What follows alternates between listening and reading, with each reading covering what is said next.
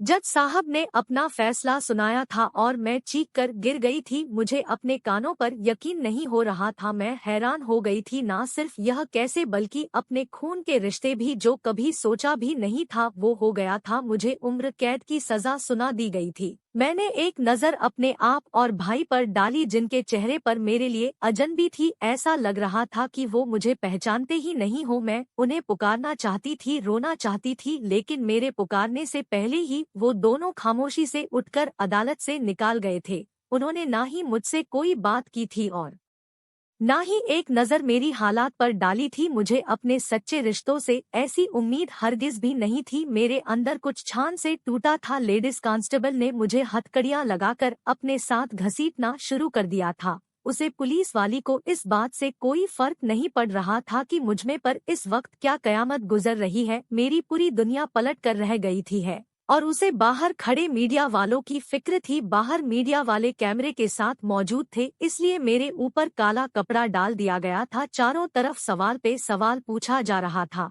और मैं खामोशी से बस खींची चली जा रही थी। एक अंधेरा मेरे मुंह पर काला कपड़े से छाया था, तो एक अंधेरा डर का था। अब मेरे साथ कोई नहीं था, सिर्फ मैं थी और मेरा ऊपर वाला था। मुझे उम्र कैद की सजा सुना दी गई थी और मैं इस बात से वाकिफ थी कि अब मुझे सारी जिंदगी जेल के सलाखों के पीछे काटने होगी। यहाँ पर ना कोई मेरा अपना होगा और ना ही कोई मुझे मिलने आएगा। लेकिन यह बात मुझे बिल्कुल भी नहीं पता थी कि इस काल कोठरी में क्या क्या होता है और मेरे साथ क्या क्या होने वाला है। यह राज तो मुझे वहीं जाकर पता चला कि उम्र कैद की सजा पाने वाली औरतें के साथ क्या क्या किया जाता है। मुझे सेंट्रल जेल में पहुंच दिया गया। हर तरफ सफेद लिबास में औरतें मौजूद थे और उनके चेहरे पर छी शक्ति और मकरूर हंसी बता रही थी कि वह इसकी दुनिया की आदी हो गई है और सभी कोई ना कोई गुनाह करके ही यहाँ तक पहुँची है। सब छोटी छोटी कोठियां में सलाखों के अंदर बंद थी और मेरे कदमों की आहट से मुझे ऐसे देख रही थी कि जैसे मैं यहाँ पर कोई मेहमान बनकर आई हूँ। मुझे भी एक कोठरी में बंद कर दिया गया, जहाँ पहले से ही एक औरत सर झुकाए बैठी थी। जैसे ही मैं उसे कोठरी में गई तो वह औरत मुझे देखते ही मुस्कुराए। उसकी हंसी एक खौफनाक हंसी थी। वह मुझे देखते ही कहने लगी, क्या नाम है तुम्हारा और क्या गुनाह करके यहाँ तक पहुँची हो। इससे पहले कि मैं उसके बाद का कोई जवाब देती, जेलर हमारी कोठरी में चली आई और उसने आते ही सख्ती से कहा, सुन लड़की, तुझे यहाँ के तौर तारीखों के हिसाब से रहना होगा और हमारी मर्जी के खिलाफ अगर तूने एक कदम उठाने की कोशिश भी की तो अंजाम बहुत बड़ा होगा। वो बाहर की दुनिया थी जहाँ पर तूने अपने माँ बाप की आंखों में धूल झोंक कर इतने बड़े कारनामे को अंजाम देकर यह आई है, लेकिन यह मेरी दुनिया है। यहाँ तुझे मेरे हिसाब से रहना होगा। आज से तेरा नाम तनीषा नहीं बल्कि 320 है और अपना नाम बहुत अच्छी तरीके से याद रखना। तुझे इसी नाम से पुकारा जाएगा और यही तेरी पहचान है। जेलर की बातों पर मेरी आंखें नम होने लगी और आंसू धीरे धीरे टपक रहे थे कि अचानक जेलर मेरे करीब आए और मेरे बालों को पकड़कर कहने लगी, इतना बड़ा जुल्म करके यहाँ तक पहुँच गई। जैसे ही कांस्टेबल हंस कर कहने लगी, अपने 320 के बाल तो देखो कितने लंबे और सिल्की है। लगता है किसी शैम्पू का प्रचार करने आई है। जो जाकर इसके बाल कटवाने का इंतजाम करो। मुझे इसके सर पर बाल नजर नहीं आने चाहिए। जेलर की बात सुनकर मेरे होश उड़ गए। मैंने रोती हुए कहा कि क्यों, आखिर मेरे बाल क्यों कटवाए जाएंगे। मुझे अपने बालों से बहुत प्यार था और मैं सोच भी नहीं सकती थी कि कोई मेरे इतने लंबे घने बालों को काट देगा। मेरी बात सुनते ही एक जोरदार थप्पड़ जेलर ने मेरे गालों पर लगा दी और कहने लगी, अभी मैंने तुझे समझाया था ना कि यह मेरी दुनिया है और यहाँ पर मेरा सिक्का चलता है। तेरी हिम्मत भी कैसे हुई जुबान चलाने की। तू यहाँ नौकरी करने नहीं आई है जो इतने लंबे बाल लेकर घूमेगी। इनको धोने में इतना पानी भी खर्च करेगी और वक्त भी। यहाँ और भी बहुत से काम होते हैं। अभी तो यहाँ तेरे शुरू के दिन है। अभी तो आराम कर, धीरे धीरे तुझे पता चलेगा कि यहाँ पर तुझे क्या क्या करना होगा। जेलर की बात सुनकर तो मेरे होश उड़ गए थे। अब तक तो मैं अपने घर वालों की जुदाई का मातम बना रही थी और सोच रही थी कि इस जय में अकेले में सारी जिंदगी कैसे गुजरूंगी, लेकिन अब तो एक नई मुसीबत मेरे सर पर आ गई थी। मुझे पता भी नहीं था कि जेल में आकर मुझे यह सब कुछ भुगतना पड़ेगा। मेरी कोठरी में मौजूद दूसरी औरत मेरे करीब आई और कहने लगी, फिक्र मत करो, तुझे भी यहाँ पर रहने की आदत हो जाएगी। आई तो तू कुमारी है, लेकिन वह दिन दूर नहीं जब तू बच्चों की माँ भी बन जाएगी और तुझे पता भी नहीं चलेगा। उसकी बात सुनकर मैं हक्का बक्का रह गई थी। मुझे उसकी बात का मतलब तो समझ में नहीं आया था, लेकिन मैं इतना जरूर जान गई थी कि वह कोई गलत बात का इशारा कर रही है। मैंने हकलाते शब्दों में कहा, आप कहना क्या चाहती हैं? मैं बिना शादीशुदा लड़की हूँ तो मेरे बच्चे कैसे हो जाएंगे? मेरी बात सुनकर वह जोर जोर से हंसते हुए कहने लगी, अभी तू नई नई आई है, कुछ दिन यहाँ पर रहेगी तो यहाँ के कायदे कानून भी सीख जाएगी और तौर तरीके भी, और अभी तक जो कुछ तू नहीं जानती है वह सब कुछ जान जाएगी। यही कहकर वह कोठरी के एक कोनी पर पड़े बिस्तर पर जाकर लेट गई। तभी थोड़ी ही देर में कांस्टेबल एक औरत को लेकर आई और मेरे लाख माना करने पर भी मेरे लंबे लंबे बालों को सर से काटकर मुझे गंज कर दिया। मैं उम्र कैद की सजा के पहले दिन ही गंजी हो गई थी और फर्श पर बिखरे लंबे बालों को देखकर अपनी बेबसी पर शिवाय आंसू बहाने के मेरे पास और कोई चारा नहीं था। जेल की पहली रात बहुत ही भयानक थी। छोटे छोटे चूहा इधर से उधर भागते फिर रहे थे और झिंगुर की आवाजों ने मेरा दम निकाल दिया था। मुझे तो कीड़े मकोड़े से बहुत डर लगता था, लेकिन यहाँ पर तो इन्हीं सब का सामना करते हुए रात गुजरते थी। नींद मेरी आंखों से कोसों दूर थी। मैं इस जगह सोना तो दूर लेटने के बारे में नहीं सोच सकती थी। यह काला फर्श और चूहों का इधर उधर भगाना दौड़ना और झिंगुरों की आवाजें मेरे चारों तरफ मौजूद थे। ना चाहते हुए भी मेरी आंखों से आंसू बहते ही चले जा रहे थे। मैं यहाँ कैसे अपनी सारी जिंदगी गुजार सकती थी, जहाँ कुछ लम्हे ही मेरी जान पर भारी थे। ऐसे ही सोचते सोचते कब सुबह हो गई पता नहीं चला और सुबह होते ही मुझे बताया गया कि मुझे बर्तन धोने का काम मिला है। जेल में जितने वक्त का खाना मिलता उन सब के बर्तन धोने की मेरी जिम्मेदारी थी। हैरानी की बात यह थी कि यह हुक्म मुझे जेलर ने नहीं सुनाया था, बल्कि यहाँ पर मौजूद एक वृद्ध मुजरिम ने बताया था। उसके बारे में जब मैंने लोगों से पूछा तो पता चला कि वह कई सालों से यहाँ पर कैद है और उसकी जेलर से अच्छी बनती है, इसीलिए जेलर के बाद उसका यहाँ चलता है। मैं बर्तन धोने वाली जगह पर पहुंची तो बर्तनों का ढेर देखकर मेरी जान निकाल गई। ऐसा लगता था कि पूरे शहर का बर्तन धोने के लिए यही आ गया हो। वहां पर दो औरतें पहले से बर्तन धोने में लगी हुई थी। मेरी नजर जैसे ही उन औरतें पर पड़ी तो मैं हैरान रह गई, क्योंकि वो दोनों पेट से थी। ऐसी हालात में जेल में रहकर इतना सारा काम करना उनके लिए कैसे मुमकिन था? उनकी ये हालात देखकर मैंने उनसे पूछ ही लिया कि प्रेगनेंसी की हालात में आप इस जेल में कैसे रह सकती है। मेरी बात सुनकर उनमें से एक औरत ने बड़ी अजीब नजरों से मेरी तरफ देखते हुए कहा, कुछ दोनों की बात है, फिर तुझे भी पता चल जाएगा कि हम ऐसी हालात में यहाँ कैसे रह रही हूँ, क्योंकि यह दिन जल्द तुझ पर भी आना है।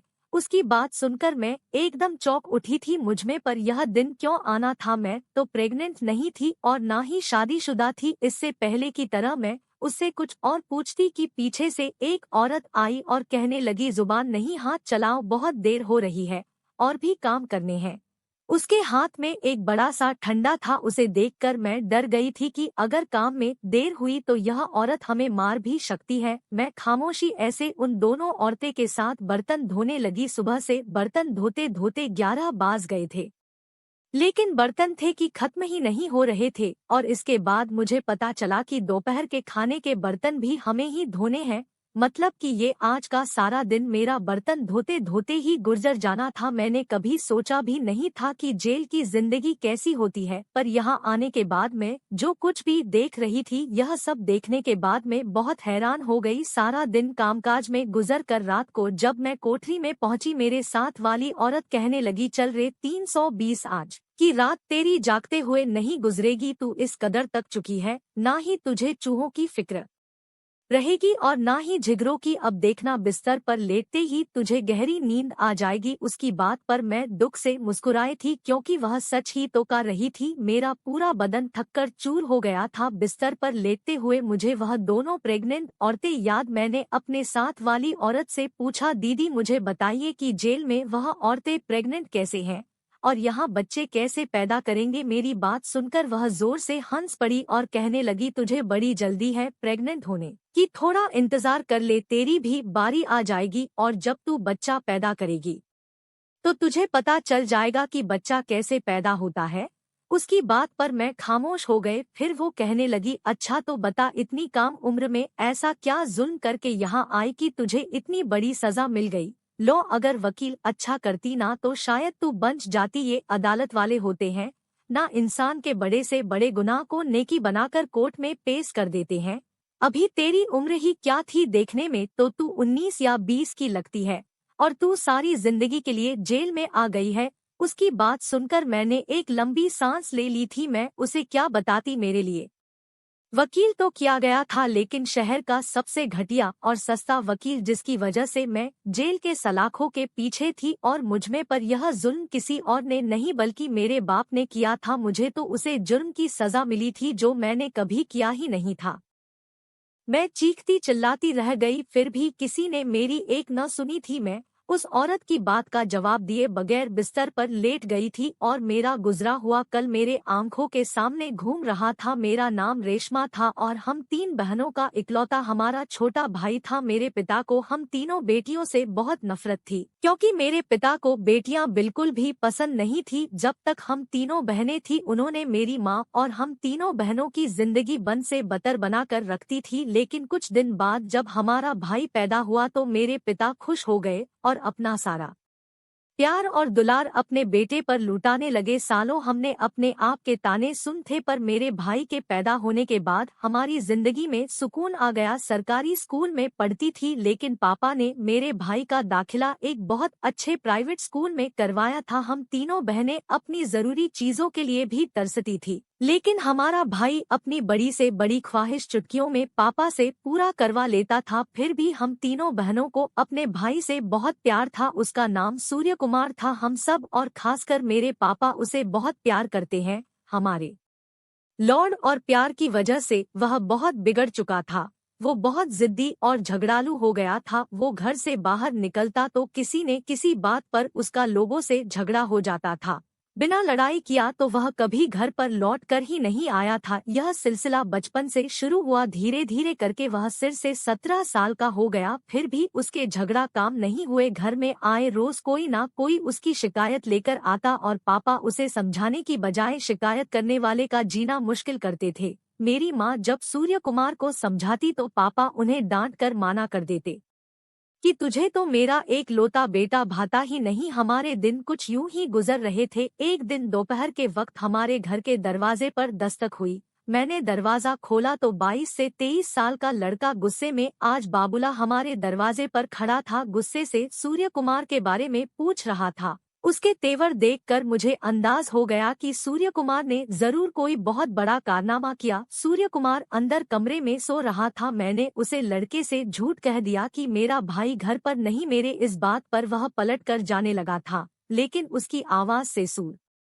की आंख खुला गई। सूर्य कुमार जल्दी से मेरे पास आया और पूछने लगा, दरवाजे पर कौन आया था। मैंने गुस्से में सूर्य कुमार से पूछा, क्या गुल खिलाकर आए हो। एक जवान लड़का तुम्हारे बारे में पूछता हुआ यहाँ तक आया था, जो उम्र में तुमसे काफी बड़ा था। ऐसा ना हो कि वह तुम्हें कोई नुकसान पहुँच दे, इसलिए अपने कमरे में जाओ और सो जाओ। मेरी बात सुनते ही सूर्य कुमार को गुस्सा आ गया और वह कहने लगा, मैंने कोई चूड़ियां पहनकर नहीं राखी है कि कोई भी मेरे दरवाजे पर शोर शराबी कह के जाएगा और मैं चुप बैठूंगा नहीं। कहते हुए उसने पापा के दराज से रिवाल्वर निकाला और उसे लड़के के पीछे पीछे घर से निकल गया। सूर्य कुमार को रिवाल्वर लेकर जाते हुए देख मेरी चीख निकल गई। मैंने माँ को आवाज देकर बुलाया और सारा माजरा बताया और खुद उसके पीछे निकल गई। मैं जानती थी कि वह जज्बातों है और गुस्से में आकर कुछ भी गलत कर सकता है। लड़का अभी ज्यादा दूर नहीं गया था। दोपहर का वक्त था और गर्मी की वजह से चारों तरफ सन्नाटा था। जब तक मैं उसके पास पहुंची, उन दोनों के बीच झगड़ा हो रहा था।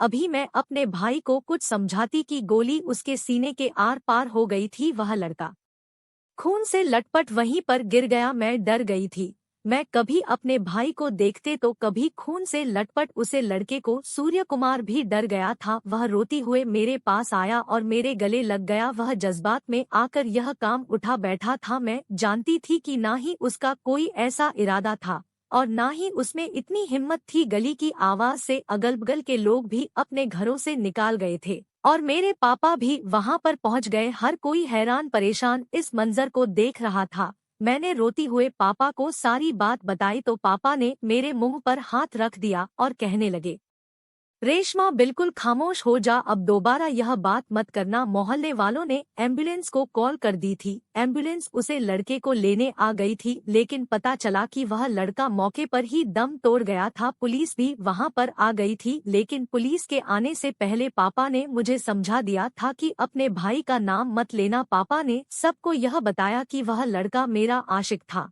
जो मुझे मिलने के लिए आया था। मैंने मोहब्बत के नाम पर उसे काफी पैसे लिए थे। अब मैं उसे जान छुड़ाना चाहती थी, लेकिन जब वह नहीं माना तो मैंने गुस्से में उसे गोली मार दी। पापा की यह कहानी सुनकर जहां मोहल्ले वाले दंग रह गए थे, वहीं मेरे कदमों तले से जमीन निकल गई थी। पापा अपने इकलौते बेटे को बचाने के लिए मुझे इस दलदल में धकेल दिए थे। मैंने पापा से कहा, मुझमें पर यह जुल्म मत करिए, मैंने कोई गुनाह नहीं किया। लेकिन हम तीनों बहनों की जिंदगी से ज्यादा पापा को सूर्य कुमार की जिंदगी प्यारी थी, इसीलिए पापा ने मुझे पुलिस के हवाले कर दिया और मुझे अच्छी तरीके से समझा दिया था कि मैं यह बात किसी को नहीं बताऊंगी और सूर्य कुमार का नाम तो बिल्कुल भी नहीं लूंगी। उसके बाद मैं तुम्हारे लिए शहर का सबसे बेहतरीन वकील करके मैं तुम्हें छुड़ा लूंगा। और मैं बेवकूफ थी कि अपने बाप की बातों में आ गई थी। जब पापा ने हमारी छोटी छोटी जरूरतें कभी पूरी नहीं की थी, तो अब मुझे छुड़वाने के लिए शहर के सबसे बड़े वकील को कैसे हायर सकते थे।